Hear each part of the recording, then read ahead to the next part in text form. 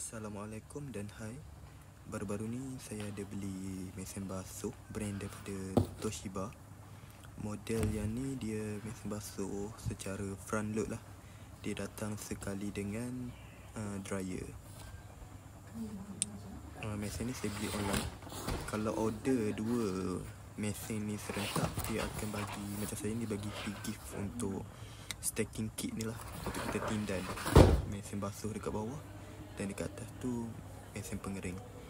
Okay, ni keadaan tempat saya nak letak mesin basuh. Ni memang tapak mesin basuh lama. Saya nak cat sikit kawasan lepas tu. Jadi semangat beli mesin basuh baru, jadi kita cat lah kawasan tempat kita nak basuh baju kan. Pemilihan colour saya beli warna putih je. Brand untuk pilihan cat saya pakai brand daripada MCI. Pakai sealer pun MCI dan cat pun daripada MCI lah. Ni result selepas siap kita mengecat. Saya beli dalam 5 liter je, sealer dengan cat. Dapat mungkin 4 dinding boleh cat. Dan ada lebih lagi lah. Kualiti dia boleh kata cantik. Okay, ni saya nak ganti dia punya pipe yang baru lah. Pipe yang dapat buat untuk automatic punya mesin basuh. Yang ni pun saya order online. Tak pasti berapa lama boleh pakai. Cuma setakat ni function elok lah. Harga dalam RM15 tak silap saya model ni. Satu lagi saya ada order mesin pula. Yang ni alat dia nak keluar air buangan tu. Dia ada stop dekat situ. Jadi air yang keluar tu boleh direct tu. Mesin basuh lama saya letak dekat luar rumah, boleh basuh pakaian kerja apa semua lah. Sebab yang tu elok lagi. Cuma yang ni kita try front load punya mesin basuh pula. First dapat mesin basuh ni benda yang perlu kita tengok adalah skru belakang ni. Dia ada 4 skru. Untuk roller mesin basuh tu berputar, kita kena buka skru ni kena buka 4 biji tu. Pastikan cabut dia punya skru dan dia punya getah tu sekali untuk keempat mesin basuh. Kalau korang tak cabut ni, dia akan boleh jadi gegar pada mesin basuh dan mesin basuh kita jadi cepat rosak. Yang ni kena buang.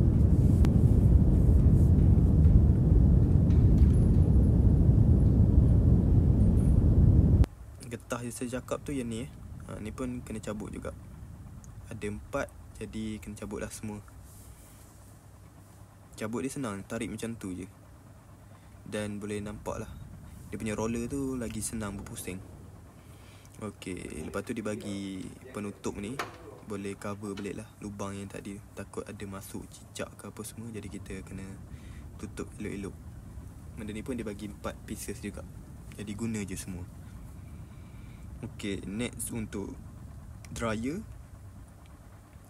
Dryer ni tak ada apa benda sangat. Cuma dalam kotak tu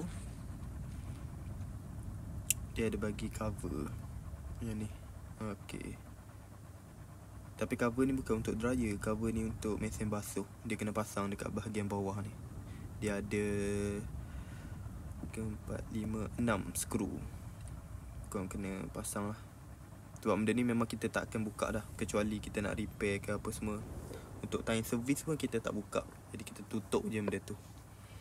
Okey, untuk staging dia punya tapak ni, cara nak pasang dia, kita kena cabut kaki asal mesin dryer ni. Dia ada kaki, 4 kaki ni.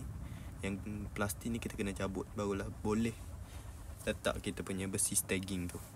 Tapi kalau korang tak nak pakai staging bertingkat, kau tak payah cabut dia punya plastik 4 keping tu. Ni pasang dryer punya hose lah, untuk buang dia punya wap. Masukkan je macam tu. Dan dia punya hose ni boleh tarik panjang. Tarik lah sepanjang mana, sampailah korang dapat sedut ke angin luar. Okay, ni saya install air untuk masuk. Saya on je setiasa. Nanti kalau kita on mesin, dia automatik akan masuk lah. Dan pastikan tak ada leaking. Okey, satu lagi ni hos untuk air buang ke longkang. Pastikan hos tu terangkat macam ni. Jangan letak semuanya dekat lantai. Nanti dia air tu tak balance. Dia cara pasang yang betul macam tu. Okey, siap susun apa semua. Saya tak letak mesin basuh ni rapat sangat ke dinding. Saya nak biar dia ada gap. Saya lapik batu bata. Tak nak bagi tempat buang air tu terpelanting lah ke atas. Sebab kalau air dia keluar laju. Jadi saya kena lapik pemberat dekat atas benda tu. Rak ni akan ganti pakai rak yang baru. Kita nak susun sabun apa semua dekat sebelah sana lah.